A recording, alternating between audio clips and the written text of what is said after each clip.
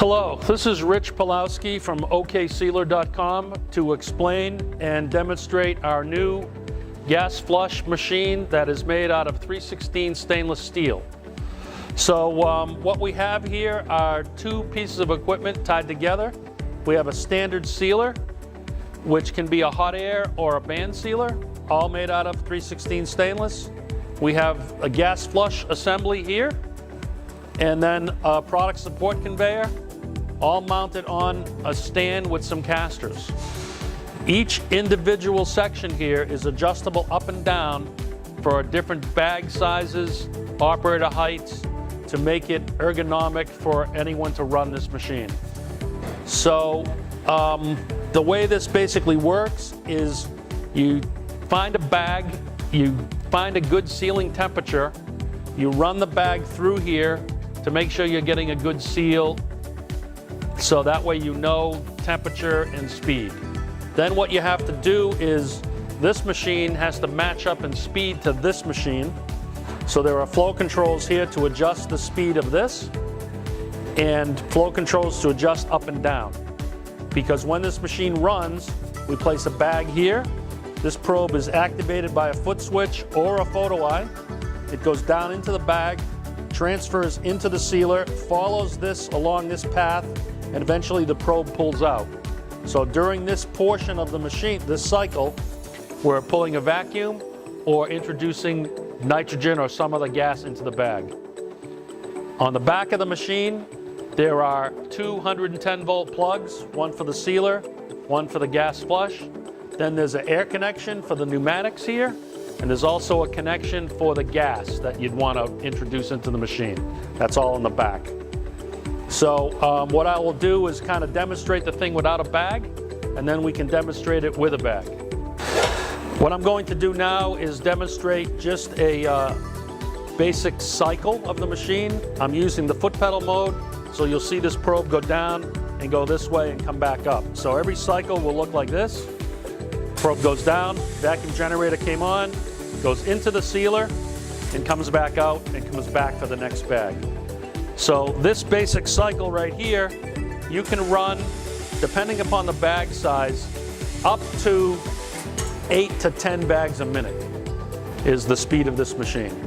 So the next thing I'll do is I'll demonstrate it with a bag with some product in it. All right, so here we are. I've got a bag with some product in it. I'm going to place it underneath the wand, make sure the bag is open, activate it, it's in. I'm going to start to feed it into the sealer, then I can let go, and it does its thing, it goes in, the bag gets sealed, and it comes out. So here we're going to run another bag at a different angle so you can see what's going on. Put the bag underneath the probe, activate it, stretch the bag, feed it into the sealer, and let go.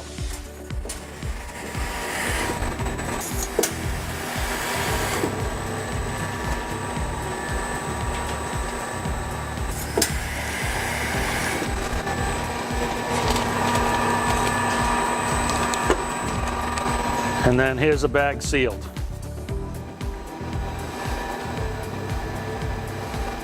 As I mentioned earlier in the video, each section of this system, the sealer and the gas flush, they're adjustable up and down for various bag heights and operators.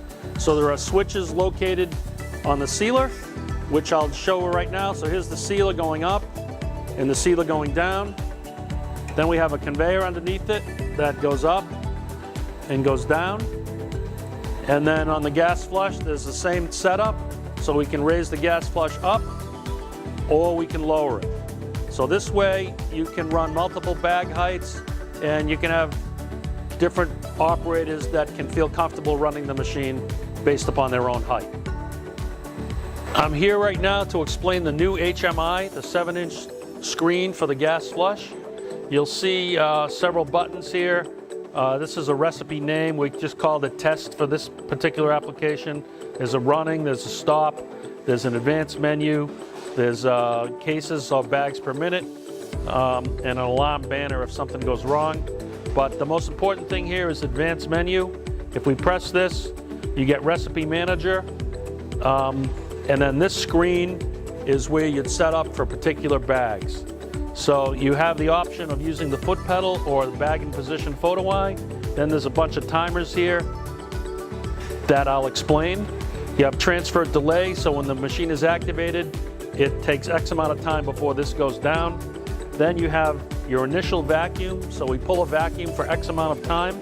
If you were to add gas into it, you have another timer for gas, and then you have a third timer to pull vacuum again if you want to. So you can use any combination of these 3 timers to get the desired result. Over here, there's just a total cycle time. And then this timer here is when you're using the bag position photo eye to cycle the machine. Obviously, you need X amount of time to get ready before the thing starts, because you're either using the foot pedal or this photo eye, and then when you're using the photo eye, this timer takes effect. Then there's recipe numbers, up to 8 recipes, so 8 different products you can run. So this kind of gives you an option of the machine.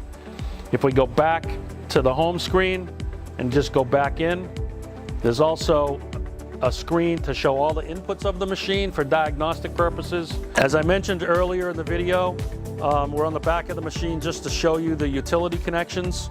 We have one main 110 volt plug for the sealer and the system in this case, but you can separate it. And the gas flush right now is plugged into the sealer, but you can disconnect it and plug it into the wall if you want. There's the pneumatics, so you have air coming in, plant air, that would be like 80, 85 PSI going into this main filter regulator. Then on the other side of this control box, there's another regulator right here, and this is where you would install your gas line for nitrogen or carbon dioxide. That regulator is normally set between 5 and 30 PSI.